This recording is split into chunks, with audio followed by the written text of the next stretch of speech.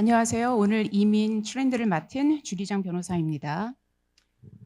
현재 미국 이민의 키워드는 아마 트럼프인 것 같아요. 이 다이어그램을 보시면 제가 오늘 커버하고자 하는 사람들, 그 트렌드에 대한 관련된 사람들 이름이 있는데요.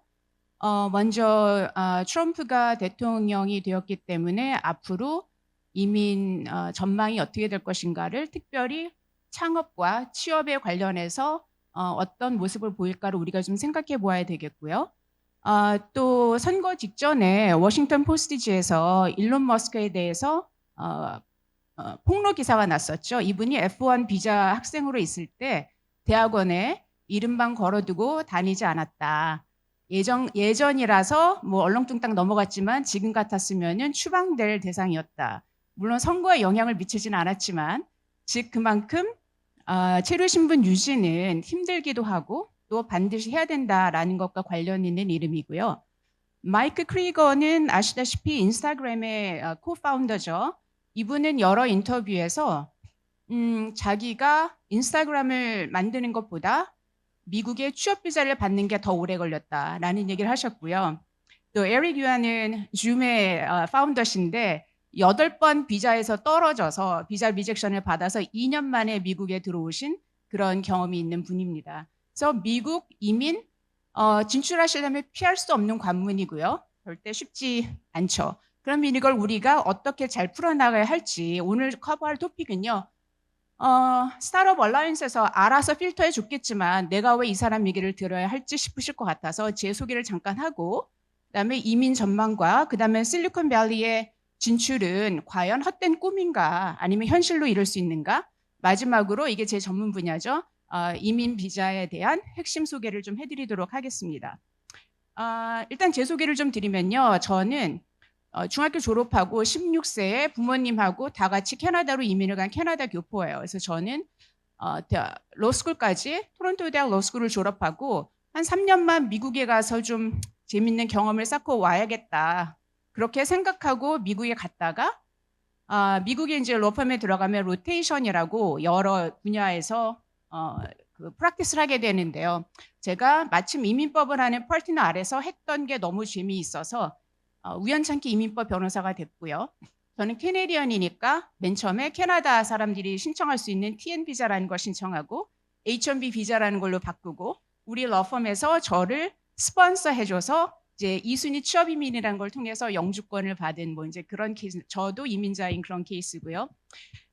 제가 지금 잠깐 설베이 해볼까요? 1999년 이후로 태어나신 분들 여기 계시죠?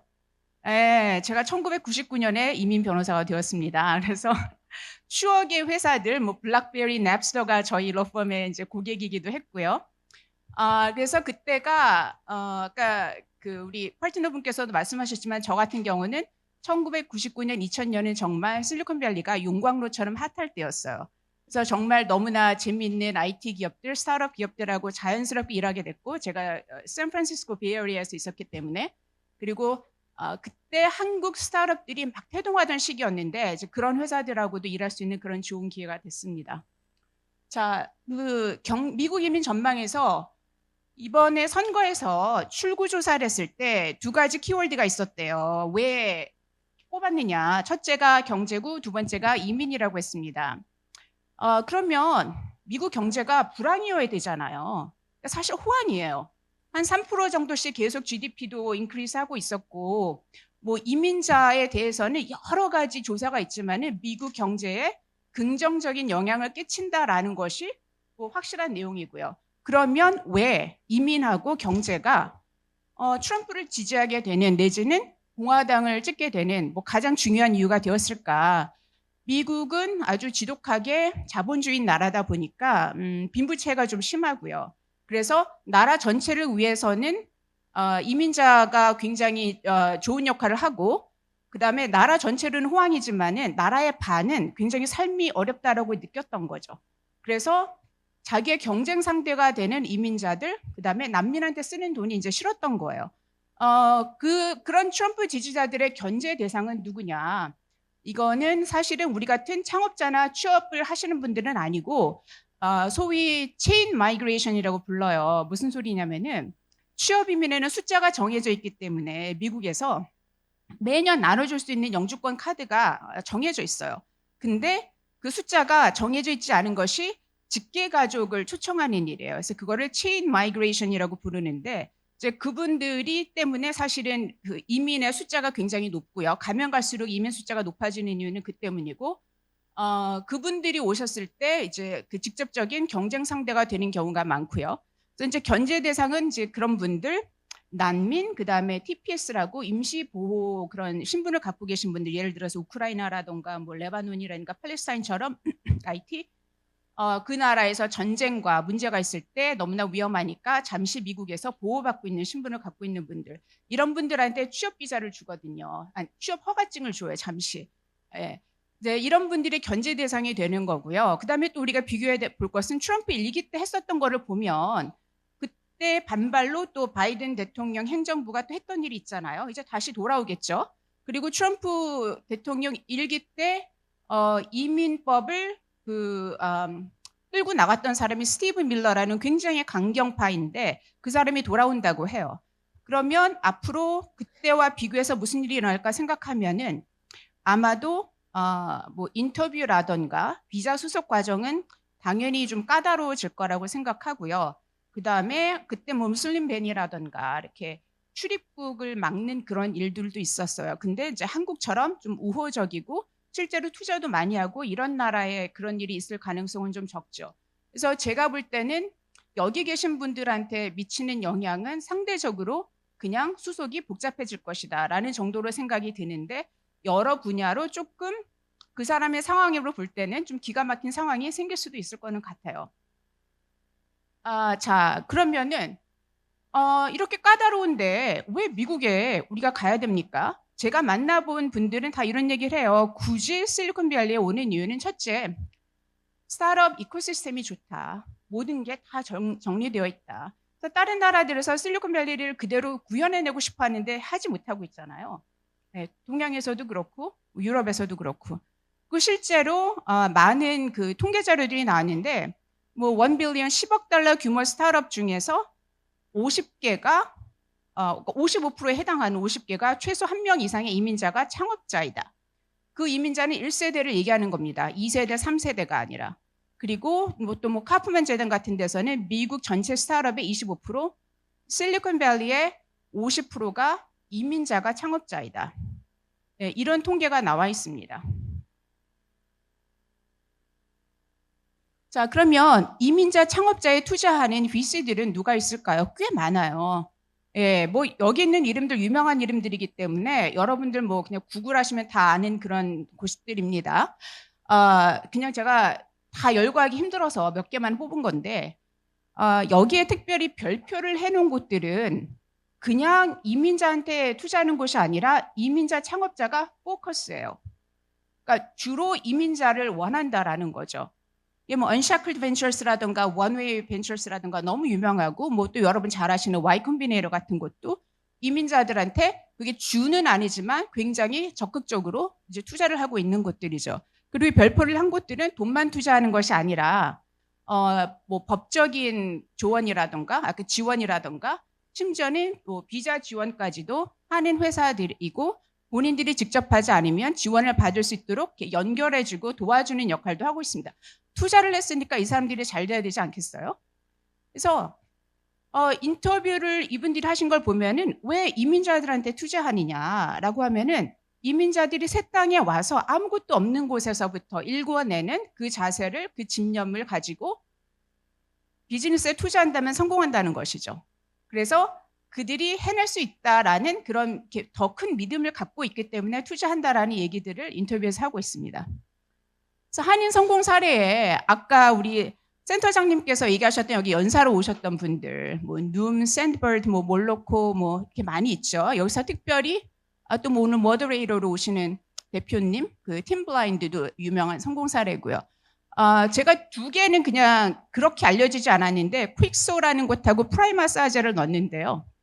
퀵소라는 곳은 예를 들면은 미디어를 많이 탄 곳은 아니에요. 그러나 이상원 대표님이란 분이 혼자서 열심히 키워가지고 한 11년 키우셔서 인수를 하셨어요. 인수를 시키셨어요.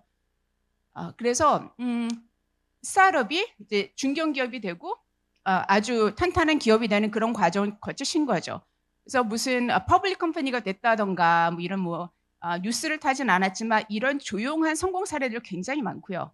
그다음에 이제 프라이마사제는 사실은 지금은 벤처 캐피털이잖아요. 그래서 사실 제가 허가를 받았어요. 그래서 제 옛날 고객이셨는데 그러니까 제가 팔로알토에 이제 로펌에서 나와서 제 사무실 처음 냈을 때 유학생 두 분이 오셨어요. 그게 바로 이기아 대표님하고 김광로 대표님이세요. 그래서 그 두 분이 유학생이었는데 이제 창업을 하신다고 오셔서 사제라는 작은 회사를 만드셨어요. 뭐 이렇게 종이 몇 장 갖고 오셨더라고요. 근데 거기에서 그 회사가 잘 커서 이제 프라이머 사제라는 사우디에 베이스된 이제 한인 위주로 된 그런 BC가 생겼고, 그래서 얼마나 많은 일을 하시는지 모르겠어요. 굉장한 멘토십을 하시고, 예, 훌륭한 일을 많이 하세요. 한인 스타트업들을 많이 돕고 계시는데 그런 이렇게 자랑스러운 사례 이런 사례들이 꽤 많거든요. 그래서 그걸 좀 제가 알려드리고 싶었어요. 또 창업 외에 취업을 원하시는 분들도 있는데 외국인 또는 한인을 고용하는 기업들 뭐 당연히 이게 대형 기술 기업들 뭐 많이 하고 있고요. 그다음에 스타트업으로 시작한 지금은 너무나 잘 알려진 회사들 이민자 고용 굉장히 많이 하고 있어요. 저희가 H1B 스타티스틱 통계 같은 게 나오거든요. 거기에 보면은 누가 뭐 비자를 얼마나 스폰서 하는지가 이런 숫자가 나와요. 그럼 이 회사들이 전부 다 이민자들을 굉장히 스폰서 많이 하는 회사들이고요. 또 아까 얘기했던 VC들이 펀드한 그런 스타트업들도 외국 기술력에 우호적이고 좀 열려 있는 편이에요. 오케이. 자, 이제 제가 전문 분야인데 2분 한 50초 남아서 근데 사실은 미국 비자는요, 여러분이 구글하시면 다 나와요. 뭐 H1B 비자, O 비자, 그렇죠? 그걸 제가 구구절절히 설명할 필요는 없을 것 같고, 그래서 그냥 여기 기본적인 것만 제가 말씀을 드릴 테니까 여러분께서 굳이 하나가 궁금하시면 뭐 그냥 그 비자 치시거나 또 뭐 저희 로펌 웹사이트에 가셔도 뭐 설명 나와 있으니까 이제 그거 보시고요. 그다음에 결론적으로는 이민 변호사하고 상담은 반드시 하셔야 돼요. 예. 자, 그래서 초기 비자로 이스타 뭐 당연히 다들 갖고 계시죠. 비자 한번 신청했다 떨어지신 분들은 이스타가 없어요. 캔슬되니까. 근데 떨어지신 적 없는 분들은 이스타를 그냥 뭐 온라인 가셔서 하시면 다 2년씩 나오잖아요. 이 비자를 상당히 잘 쓰셔야 돼요. 왜냐하면 이걸 남용하게 돼서 한번 여기에서 그 공항에서 돌려보내지는 사태가 일어나면 그 다음번부터 계속 비자가 뭐 속된 말로 이제 꼬인다고 해야 될까요? 풀기 어려운 상황이 되게 됩니다. 자, 그래서 이스타는요 3개월씩 있어도 된다고 하지만은 3개월씩 와서 일하라는 것도 아니고 3개월씩 왔다 갔다 하면서 미국에 살라는 것도 아니에요. 그래서 인민국에서 얘기해 주진 않지만 1년에 미국의 영주권자가 아니고 이런 초기 비자 가지고 체류할 수 있는 기간은 사실 6개월을 넘기시면 안 돼요. 왜냐하면 1년에 6개월을 넘기는 곳이 그 사람의 영주지라는 그런 개념을 갖고 있기 때문이에요. 미국에서. 예, 그래서 6개월을 넘기면 뭐 세법도 달라지고 막 그런 이제 그 정도로 6개월이라는 그 기간이 좀 중요하거든요.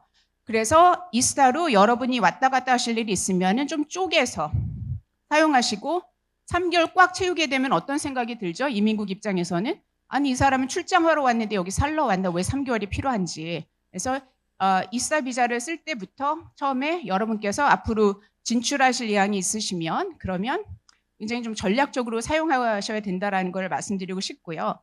그다음 또 많이 쓰이는 비자가 중기쯤에 되면 이제 회사를 차리게 되면 E2 비자, 또 이제 창업자가 무슨 또 뭐 R&D 하시고 이러신 분들이면 O1 비자 이런 걸 쓰기도 하시고요.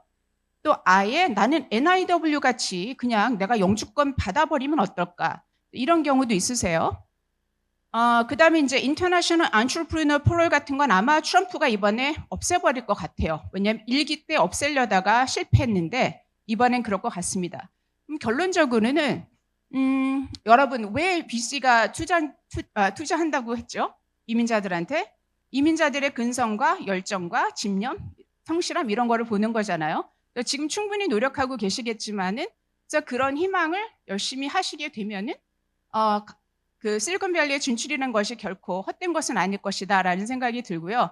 그다음에 이민법은 계속 어려워질 겁니다. 그러니까 여러분께서 유연하게 대처하시고 좀 전략적으로 대처하시고 그렇게 하시는 게 필요하고, 또 글로리에서 뭐라고 했죠? 변호사 비용은 뭐 아끼지 말라고. 근데 이민 변호사들은 개인을 상대로 하기 때문에 그렇게 비싸게 하지도 않아요. 그러니까 좋은 이민 변호사하고 같이 일하셔서 성공적으로 하시라고 부탁드리고 싶습니다. 감사합니다.